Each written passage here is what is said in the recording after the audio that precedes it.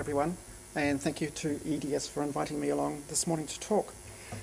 First slide. Okay, marine fish and invertebrates. So I'm going to give a broad sweep of our scene here, our marine environment.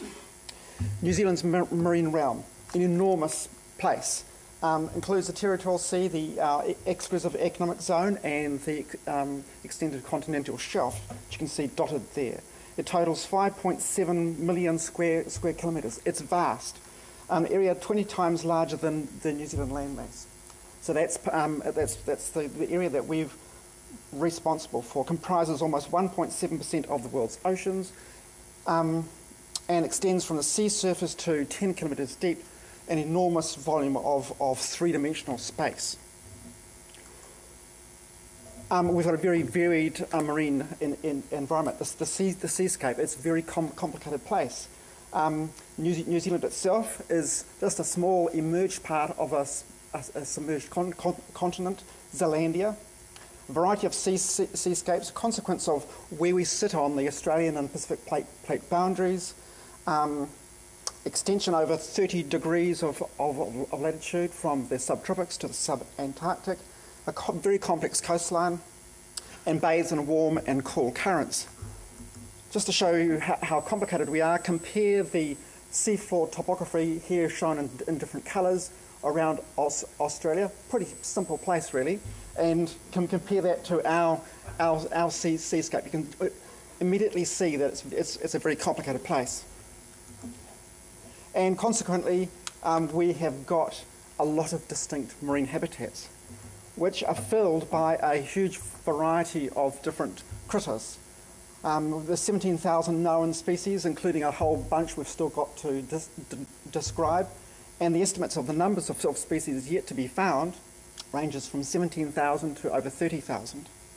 And that's a very large number compared to comparable places around the world, like the European area. As been mentioned previously for other groups, the level of endemism, the species only found here, is very high.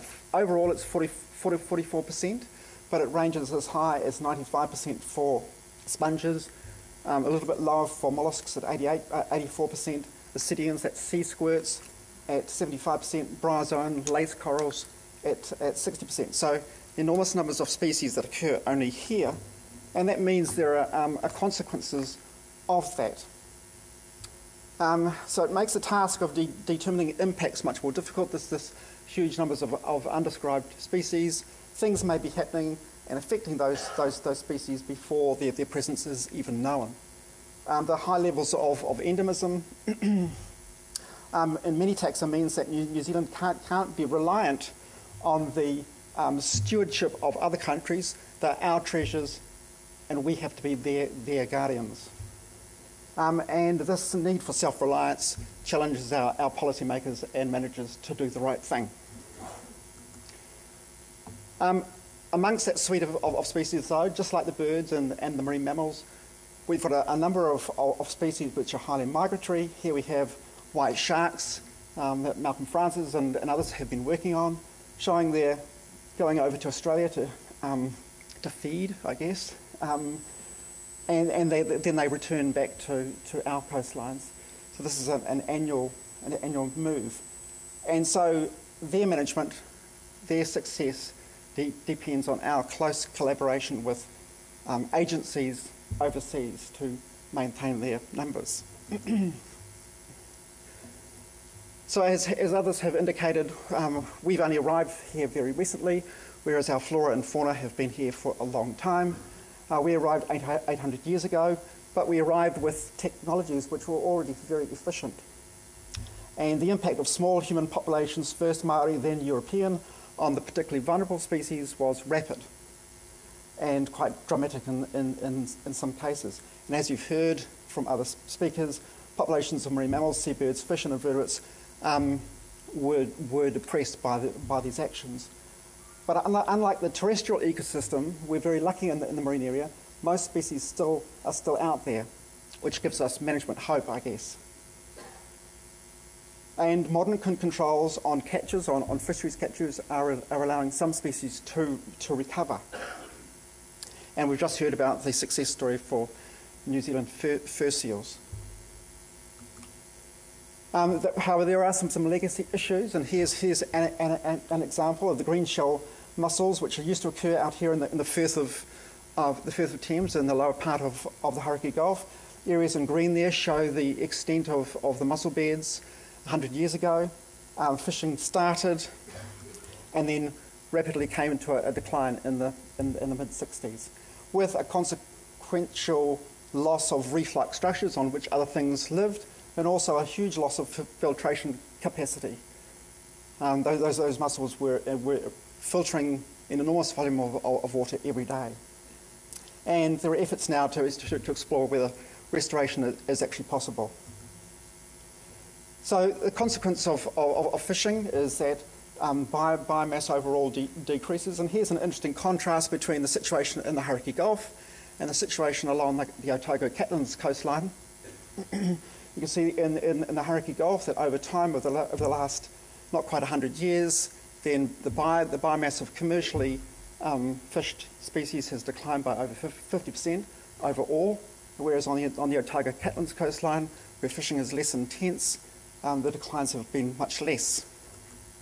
However, fishing is just one of a number of activities that we do that affect things out there in the marine environment. And interestingly, if you look at this table here, which is a consequence of our expert risk assessment of 65 threats to each of 57 New Zealand marine habitats, you can see that global climate change here symbolised GCC, ocean acidification, increasing sea temperature, changed currents, increased storminess. Those sorts of things are ranked very highly.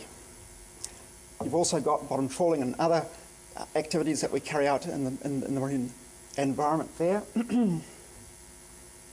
And some activities which take place in catchments, terrestrial, the sorts of things that we're doing with land use. So these are the top 20 ranked threats. So these results will be useful in identifying what are the top threats and which are the most impacted habitats. But there's likely little or nothing that New Zealand managers can do to affect the global sorts of threats. However, we should and can inform our politicians and others who are negotiating those global control of greenhouse gases. But there is more hope for better management and control of catchment and marine-based threats, and that's where we need to be putting our efforts. And success in this sort of area may help to our marine populations withstand those more global challenges. So, in conclusion, New Zealand's marine environment is vast and largely unexplored. It's compared to the terrestrial situation, the availability of environmental information is decades behind. That sea surface, that opaque surface, is very hard to actually look through and find out what's going on. High levels of endemism and highly migratory species both pose particular management issues, but human impacts started late compared to most other places, as a wide range of human activities affect our marine ecosystems. Threats based from global and catchment-based activities comprise 2/3 of the 20 top-based threats to marine habitats and species. Marine managers can directly address only about 1/3 of these, but addressing others will take global and regional efforts. Thank you.